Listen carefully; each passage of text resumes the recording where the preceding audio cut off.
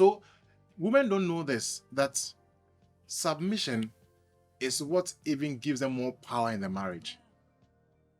It's what even gives them more power. They don't realize it. You know, there are a lot of examples to understand that two nations will fight because of one woman. The history of Troy, because of one woman. That's how powerful a woman can be, if only you are willing to submit to your husband. It's not something on the surface. You may think that it's slavery, but in the long run, you are earning some very serious power. That if, for example, it's even easier for you, a wife whose husband's love language is, I feel that you love me when you're submissive. That is his love language. It even works better for you. And when you do that for him, he's willing to do anything for you. You gain the power. So forget about these feminists lying to you and telling you as though you are equal to the man. But it's never true. It's never true. To understand that people are now, philosophies are coming out, people are coming with ideas that when you remarry, it's not even right to take your husband's surname because you're also a different human being. It's not submission, it's slavery. I have my father's name, why should I change it to another? All of this is coming up. And these are the things, like I said in former episodes, that the devil attacking marriage, the institution of marriage, gradually. So we are not surprised that we are getting high rates of divorce here and there. Yeah. Because the devil is gradually putting ideas into people. Interesting. So the thoughts are coming in and they are pouring in, and it's getting more interesting. Gone are the days when people took pride in being called Mrs. with a different name, not their father's name. Now people don't. They are combination here, compounding names. Therefore, they are boom or say Usuna Nakwame. So don't go away. We'll be right back. The Onyx Show.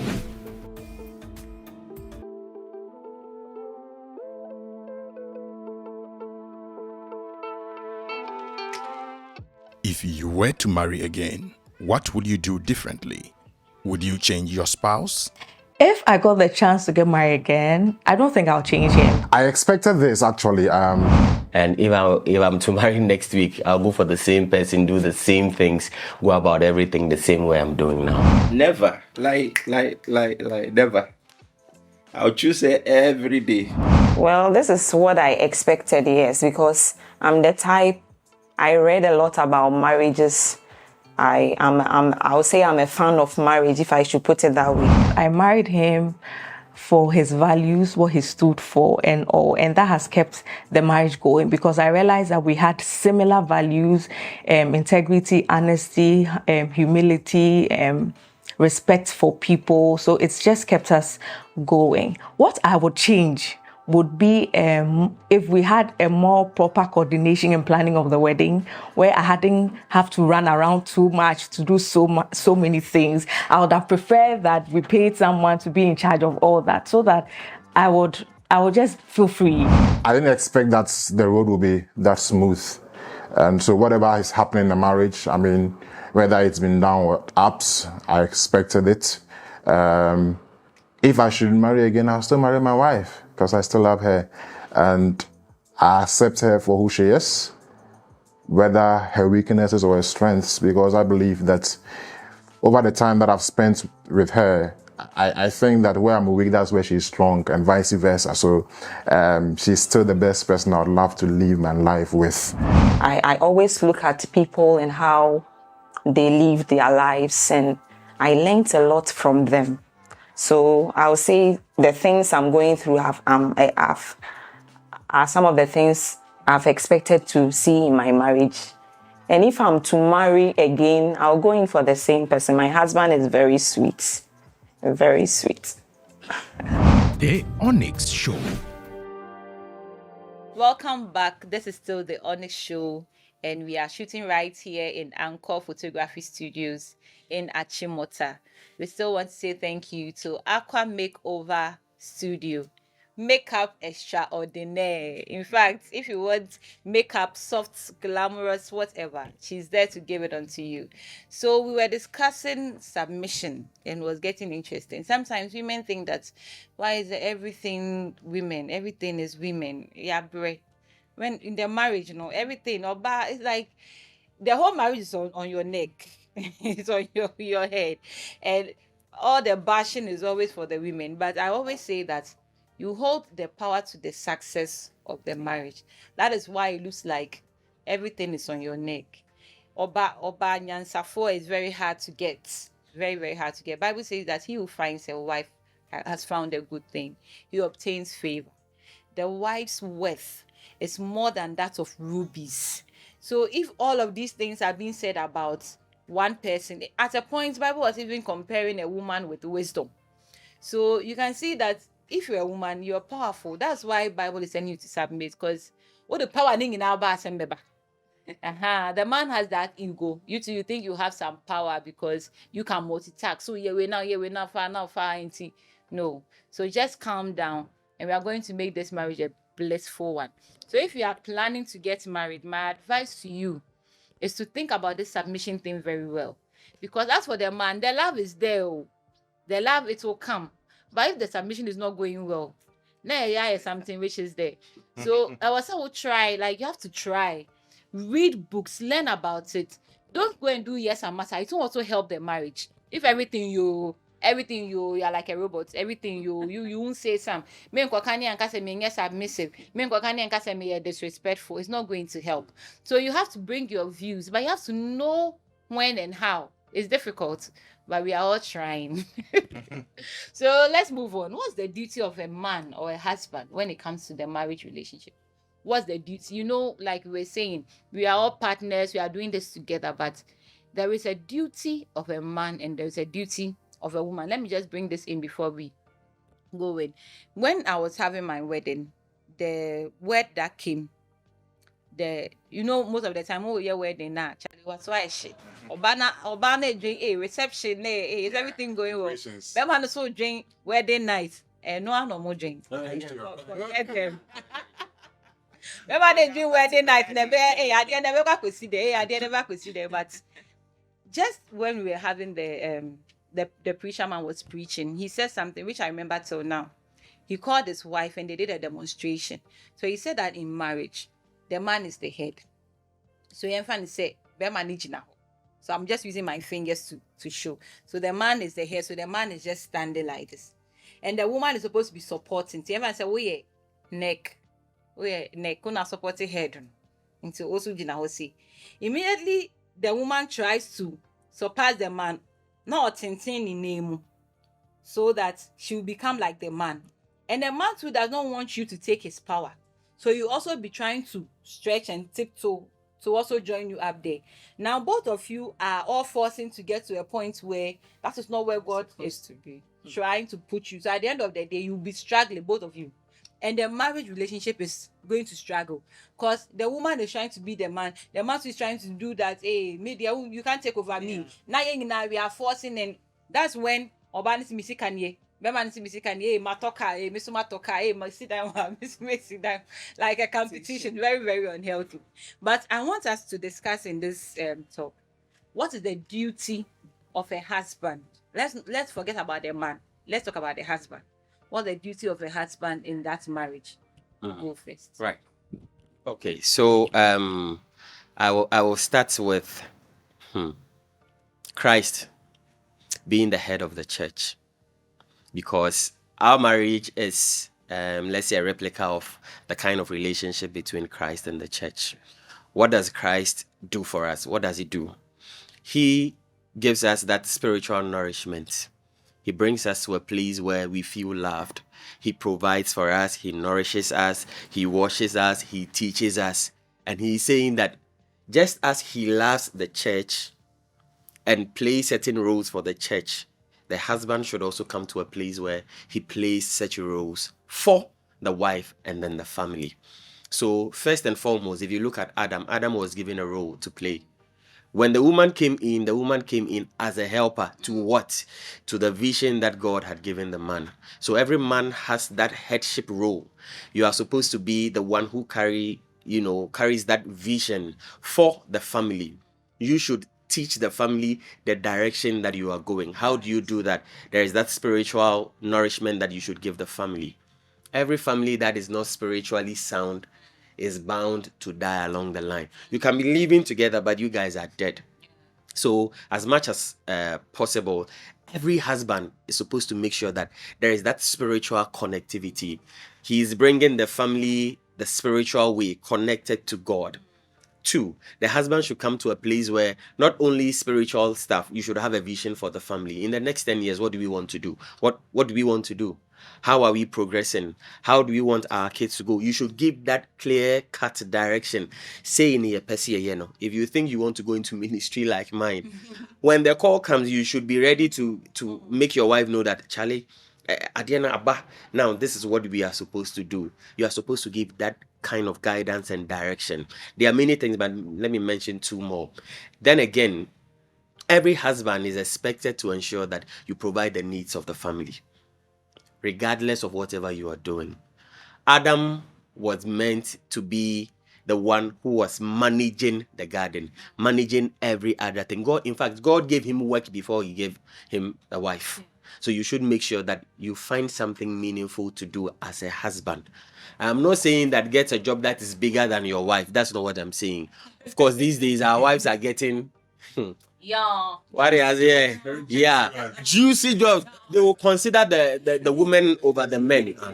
So these days, it could happen.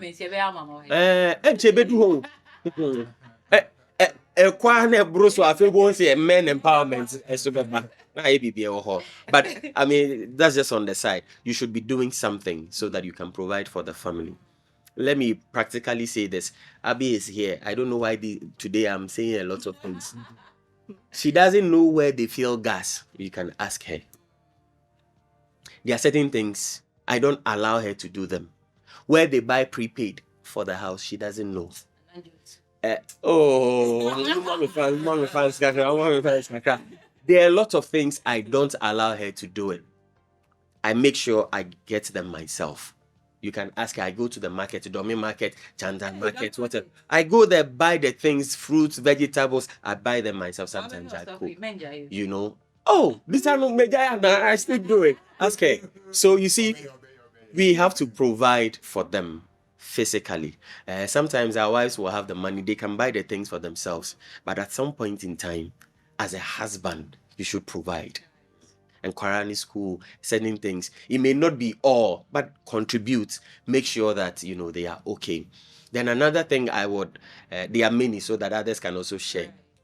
I think that a husband also has that role to play when it comes to, bringing that bond, a sense of bond in the family. See, mothers have compassion for their kids. They can be with them all the time. But I'm telling you, the little that daddy can do to bring them together, it works like magic.